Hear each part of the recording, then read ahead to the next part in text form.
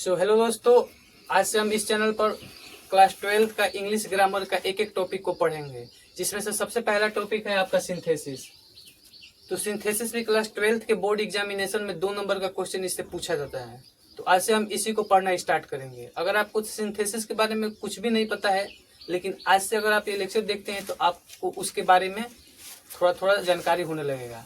और सबसे अच्छी बात यह है कि मैं सब एक दूसरे से कनेक्ट करके बताऊंगा, जिससे आपको याद करने की कोई ज़रूरत ही नहीं पड़ेगी। सिर्फ आप कॉन्सेप्ट को समझ लेंगे तो अपने आप कर लेंगे।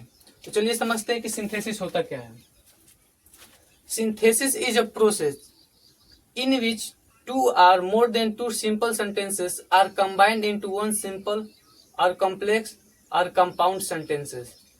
यानी सिंथेसिस एक प्रक्रिया है। सिंथेसिस क्या है? एक प्रक्रिया है जिसमें दो या दो से अधिक सिंपल सेंटेंसेस को, कॉम्प्लेक्स सेंटेंस को या फिर कंपाउंड सेंटेंस को मिलाकर एक सिंपल सेंटेंस, एक कॉम्प्लेक्स सेंटेंस या फिर एक कंपाउंड सेंटेंस बनाया जाता है। उस प्रोसेस को क्या बोलते हैं? हम सिंथेसिस बोलते हैं। जैसे मैं बोल दूं, देखिएगा ध्यान से एग्जांपल। मैं बोल रहा हूं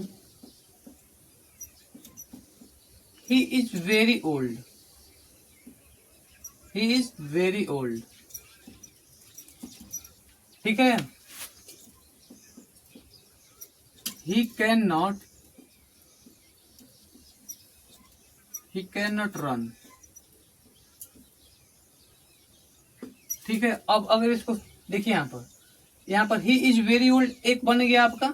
ही इज वेरी ओल्ड क्या बन गया? एक सिंपल सेंटेंस बन गया। और दूसरा क्या बन गया? He can not run. तो अब ये दो सिंपल सेंटेंस है ना, तो अगर हमको एक बनाना होगा, हम जिस प्रक्रिया के द्वारा एक बनाएंगे इसको, उसी को क्या बोलेंगे? सिंथेसिस बोलेंगे। जैसे अगर हमको एक इसको बनाना होगा तो कैसे बनाएंगे? ये बनेगा आपका ही इज टू ओल्ड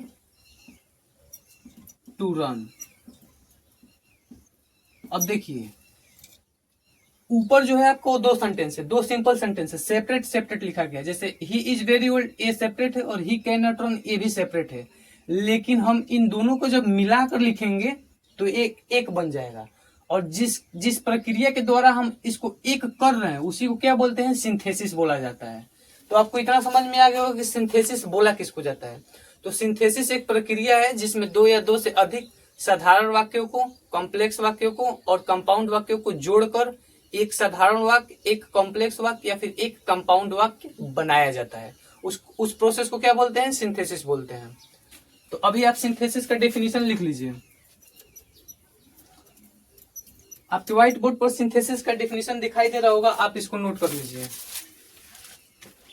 आपने डेफिनेशन नोट कर लिया होगा। अब सिंथेसिस पढ़ने से पहले हमको समझना पड़ेगा कि सिंपल सेंटेंस किसको बोला जाता है, कॉम्प्लेक्स सेंटेंस किसको बोला जाता है और कंपाउंड सेंटेंस किसको बोला जाता है। तो सबसे पहले हम बात करते हैं सिंपल सेंटेंस पर। किस पर? Simple sentence.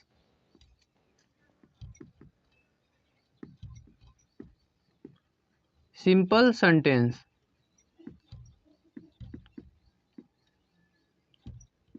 ठीक है। सबसे पहले हम बात करते हैं सिंपल सेंटेंस पर। आखिर सिंपल सेंटेंस बोला किसको जाता है? जब आपको पता रहेगा कि सिंपल सेंटेंस किसको बोला जाता है तभी तो आप जोड़कर एक सिंपल सेंटेंस बनाएंगे। कंपाउंड पता रहेगा किसको बोला जाता है तभी तो आप कंपाउंड बनाएंगे।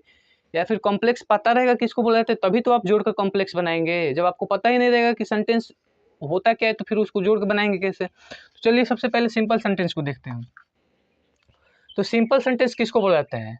तो सिंपल सेंटेंस का जो मुख्य बात है, जो एकदम मेन चीज है उसमें, वो है कि इसमें एक फाइनाइट वर्ब होता है। क्या होता है? एक फाइनाइट वर्ब, यानी एक मेन वर्ब होता है। जैसे मैं लिख दूं आई एम हैप्पी।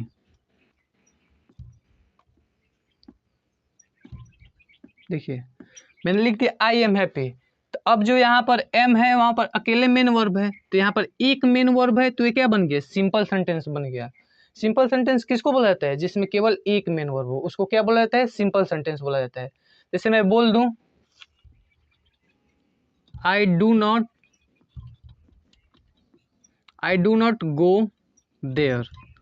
अब देखिए यहाँ पर भी मेन वर्ब कितना है? एक है। क्या है मेन वर्ब? गो। तो क्या बन गया? आपका सिंपल सेंटेंस बन गया। तो सिंपल सेंटेंस में याद करने वाली यही चीज है कि उसमें क्या होता है? सिर्फ एक मेन वर्ब होता है, उसको क्या बोला जाता है? सिंपल सेंटेंस बोला जाता है। अगर कहीं भी किसी भी सेंटेंस में आपको केवल एक मेन वर्ब दिखाई दे तो वो सेंटेंस क्या होगा? सिंपल सेंटेंस होगा। जैसे और ले लीजिए, जैसे मैं बोल दूं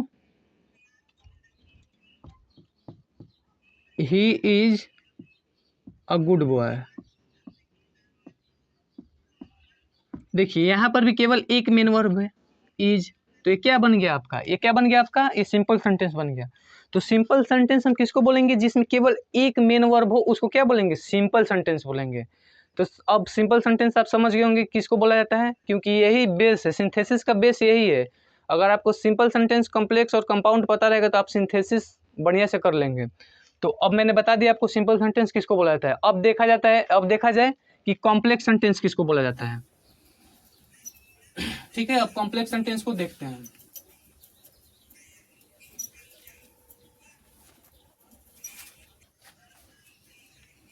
तो चलिए अब पढ़ना शुरू करते हैं कॉम्प्लेक्स सेंटेंस। तो जैसे सिंपल सेंटेंस में केवल एक मेन वर्ब होता है, वैसे कॉम्प्लेक्स सेंटेंस में कम से कम दो मेन वर्ब होना चाहिए और एक सबऑर्डिनेटिंग कंजक्शन होना चाहिए। अब देखिए कैसे होगा ये। जैसे मैं लिख रहा हूं यहां पर आई नो, क्या लिख रहा हूं?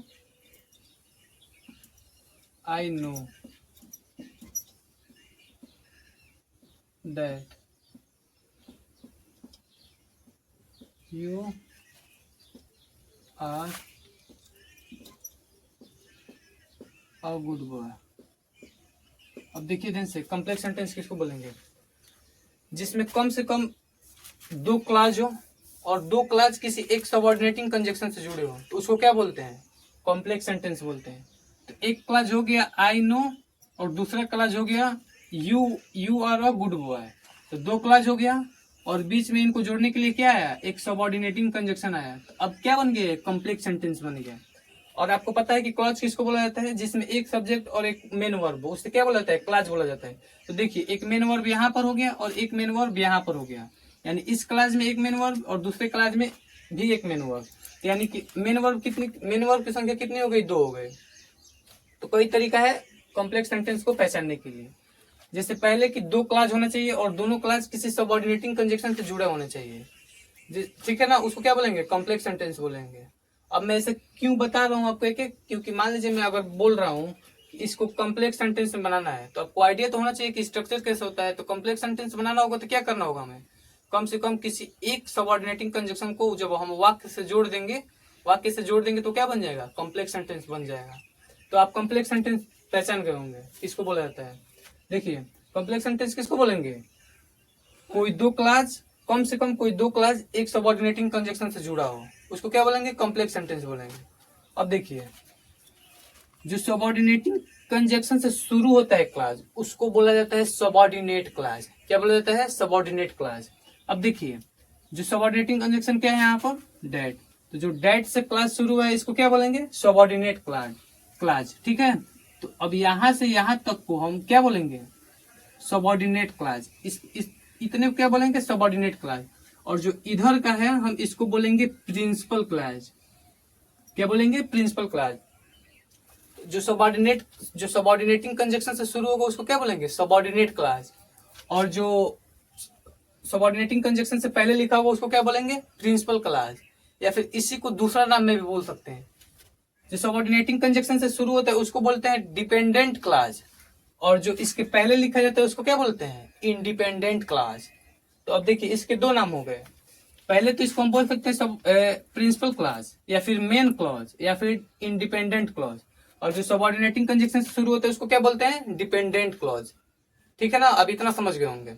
अब देखिए अब आगे बढ़ के हम पढ़ते हैं क्या? Compound sentence. अब क्या पढ़ेंगे हम? Compound sentence.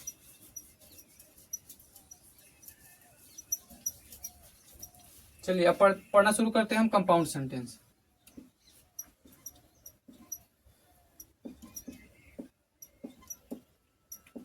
Compound sentence.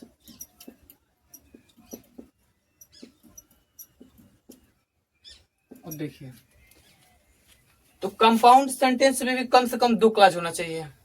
ठीक है। कंपाउंड सेंटेंस में भी कम से कम 2 क्लॉज होना चाहिए, लेकिन उन दोनों क्लॉज को जोड़ने के लिए कोई कोऑर्डिनेटिंग कंजक्शन आना चाहिए। और कॉम्प्लेक्स सेंटेंस में क्या था, कम से कम 2 क्लॉज होना चाहिए, लेकिन उन्हें जोड़ने के लिए एक सबऑर्डिनेटिंग कंजक्शन आना चाहिए। तो इसको क्या बोलते थे, कॉम्प्लेक्स बोलते थे। लेकिन इसको क्या बोलेंगे, कंपाउंड कब बोलेंगे, जब 2 या 2 से अधिक क्लॉज को जोड़ने के लिए एक कोऑर्डिनेटिंग कंजक्शन आए। जैसे मैं बोल दूं,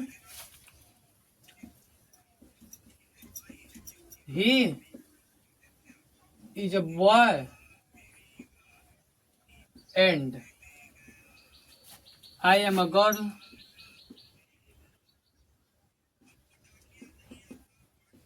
देखिए हो गया ना, he is a boy and I am a girl.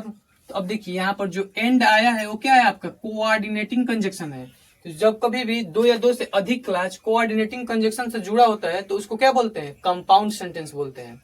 और इसको पहचानने का तरीका क्या है कि कोऑर्डिनेटिंग कंजक्शन से पहले हमेशा कामा दिया जाता है, तो कामा से आप पहचान सकते हैं कि कोऑर्डिनेटिंग कंजक्शन है। और आपको याद भी करना होगा, अगर आपको सेंटेंसेस पहचानना है तो आपको सारा कंजक्शन याद होना चाहिए कि सबऑर्डिनेटिंग कंजक्शन क्या है और कंपाउंड कोऑर्डिनेटिंग कंजक्शन क्या है। अगर आप ये कंजक्शन पहचान लेंगे तो आप सेंटेंस भी पहचान लेंगे और आपको बनाना भी आसान हो जाएगा। तो अब देखिए कंपाउंड सेंटेंस किसको बोलेंगे, कम से कम 2 क्लॉज को जोड़ने के लिए एक कोऑर्डिनेटिंग कंजक्शन है। अब देखिए मेन वर्ब तो इसमें भी 2 हैं या फिर 2 से अधिक हो सकते हैं, जैसे यहाँ पर इज हो गया, यहाँ पर एम हो गया। और कॉम्प्लेक्स में भी कम से कम 2 मेन वर्ब होना चाहिए, कॉम्प्लेक्स में भी कम से कम 2 मेन वर्ब होना चाहिए और कंपाउंड में भी कम से कम 2 मेन वर्ब होना चाहिए। लेकिन इन दोनों में अदर डिफरेंस क्या है कि कॉम्प्लेक्स सेंटेंस में क्लॉजेस को जोड़ने के लिए हम सबऑर्डिनेटिंग कंजक्शन का यूज करते हैं और कंपाउंड सेंटेंस में क्लॉजेस को जोड़ने के लिए हम कोऑर्डिनेटिंग कंजक्शन का यूज करते हैं। तो इससे हमें पता चलता है कि कौन कॉम्प्लेक्स सेंटेंस है और कौन कंपाउंड सेंटेंस है। ठीक है, अब देखिए